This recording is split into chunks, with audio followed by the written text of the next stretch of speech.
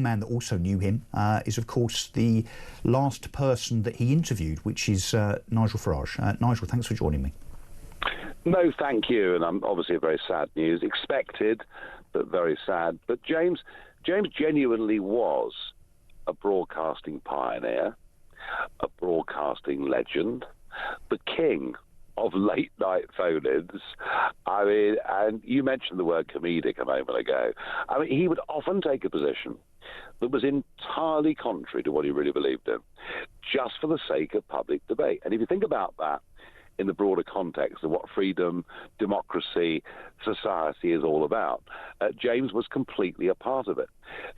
When he was serious, of course, he really passionately believed in things, and he was grounded in very, very good values. But I first met him in the late 1990s, and the first time I met him, I went in to do a 10 o'clock till 10:30, let's get the newspaper headlines type thing, and I finished up staying on until 1 a.m., and I thought, well, how the hell am I going to get home? And James gave me a lift. And he became a good friend over the years, somebody who I just thoroughly enjoyed being with, somebody who loved life. And of course, he, after the death of his wife, Melinda, he found love again with Nadine. And just everything about the world, about humanity, about debate, all of that was encapsulated in James. So James Whale, R.I.P. Did you ever have a crossword with him, Nigel? We disagreed on things very strongly. Yes, of course. I mean, James, underneath... He didn't care who his audience was. He didn't care who he was with or who he spoke to. If he believed something, or as you say, if he wanted to entice debate, he would certainly do so. He wasn't fazed by anybody, no matter what their profile. No, he's wholly unafraid of that. And there were things that we agreed strongly on and things we disagreed on, and we'd argue about it over a glass of something, but always in the right spirit. And this is what we've lost. We've lost the art of having really vibrant debate, but at all times respecting the right of the other person to have an opinion. Yeah. Well, he was certainly the opposite of woke, Nigel, wasn't he? Oh, well, he said it woke him, but woke never came into the equation with James at any point in time. And he was, he loved to provoke debate. And he'd been to America. He'd seen the phenomenon of talkTV in America, and he came back in the sort of middle 70s, and it was Radio Newcastle just over 50 years ago where he started doing it. And boy, look how it's taken off. And yeah, arguably, talk wouldn't even exist if he hadn't brought this to the country in the first place. And as we've been saying, I think that's absolutely 100% correct and true. I think he was a pioneer. He's sharp elbows, as I keep referencing. And how much of an honour and a privilege was it for you to be his last interview? Well, I was very touched, very moved to sit with him in that lovely garden in Kent on a beautiful summer's afternoon. And yeah, he wasn't in great condition at all, but he was so determined to make this his last ever broadcast. And I was honoured that he asked me to do it. To be honest, I felt quite emotional during that interview in knowing what it meant. But no, very, very honoured that he asked me. And it just shows you, doesn't it, even though he was given less than 2 weeks to live, he still wanted to do that one last interview, which kind of sums him up, really. Well, it does, because, look, he's been ill, obviously a number of times. I think he suffered with cancer a few years ago, which obviously he got over. Very famously, he publicly declared his condition many months ago, 2 or 3 years ago, on the basis that he was trying to raise the profile of the disease in terms of men in particular. You know what we're like, Nigel, none of us want to go and get checked. We all think that we're fine. None of us want to go to the doctor and so on. So he did his very, very best to raise the profile of the disease in that respect. But I suspect, and I don't know this as fact, but he probably had the bosses here at Talk saying to him, look, just relax, just rest, just chill out. But he was determined, almost to the last the last few days and weeks, to continue doing his show. And that is the measure of the man, isn't it? Yeah, he carried on doing his show. In fact, his last Express column appeared this morning, ironically, which is quite extraordinary, in which he wrote that he was very sanguine about dying. He felt that he'd lived the life that he'd lived, and while 74 might not be old, it's not the end of the world. You see, James had a kidney out, and I'm going back now to the mid-1990s. So James had kidney cancer. We're going back almost 30 years. And it's one of the things that we bonded on, because I'd had cancer as a young man as well. So one of the things that sort of joined James and I was an attitude that once you've been through that and gone through that, well, you know what? You might as well just make the most of it. And he loved what he did. He loved broadcasting. He was a total natural. There was no script. Never any script with James or anything like that. Forget about that. The other thing that you're bonded by, of course, was his almost foray into politics, of course, which it won't surprise anybody to learn that he flirted with the idea of getting more involved in politics itself rather than just being a commentator. He fancied having a stab at being London Mayor. Do you remember that?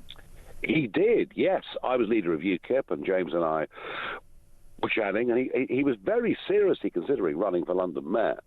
We're going back a few years now. This is back in Ken Livingstone's time, but he had a very, very serious thought about having a go to run at London Mayor. In the end, he decided not to do it. But current affairs, debate, humour, acerbic wit. These were all things that really was part of James. But I mean, what was so wonderful really was sort of the midnight to 1 o'clock hour. When phone-in shows, and I've done a couple myself, phone-in shows often get some quite strange callers, and this was James absolutely at his best. Well, he encouraged such, of course, and someone should maybe do a tally of the amount of people that he's thrown out of, well, this studio, let alone all of the studios he's ever worked in over the last 50 years or so. I mean, it probably numbers in the hundreds, I suspect, in terms of the people that he's seen out of the door with a thick ear.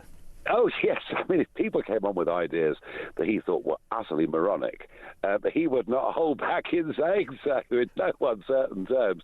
And that was part of the entertainment value. But you know what? It was never nasty. No. It was never vicious. It was always a little bit more in jest than it was anything else.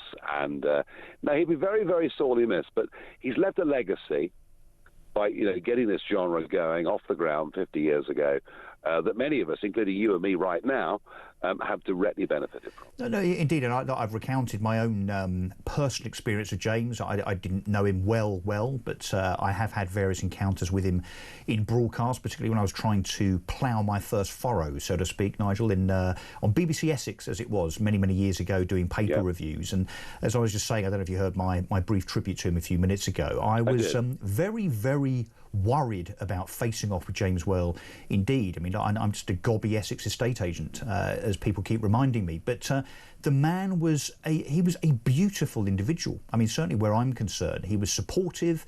I'm not saying he gave me an easy ride as such, but he wasn't ferocious, he wasn't rude. And then, of course, he pulled me back into this very place, Talk, a few years later.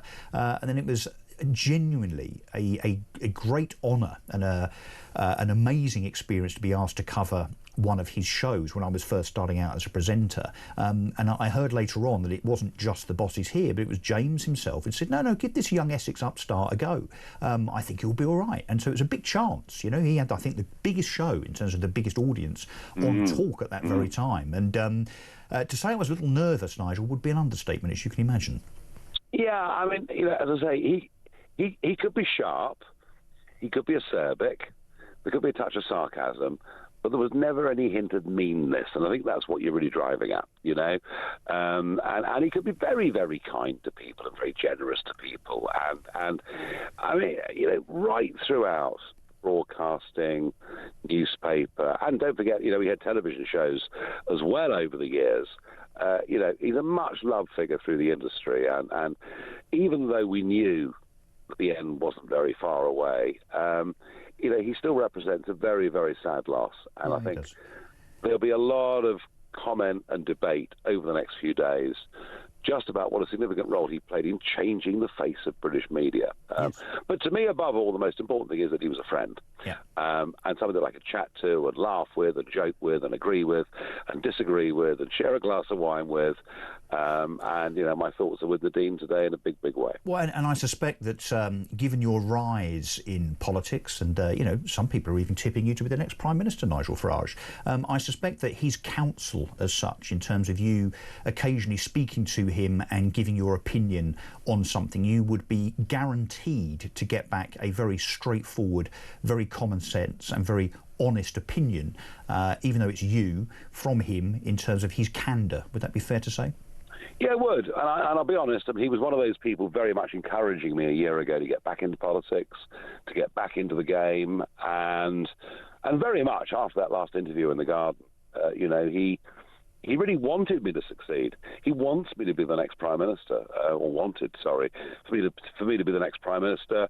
And that was, partly through friendship, but also his judgment that basically the country's in real trouble, that the values that he'd lived by, the values that he understood were really under threat, and he thought I was the best bloke to fight that and take that on. So yeah, it's a very thoughtful day for me too. Thoughtful and sad. We'll all shed our own tears, no doubt. I nearly did a few minutes ago, as you could probably hear, listeners. Very emotional.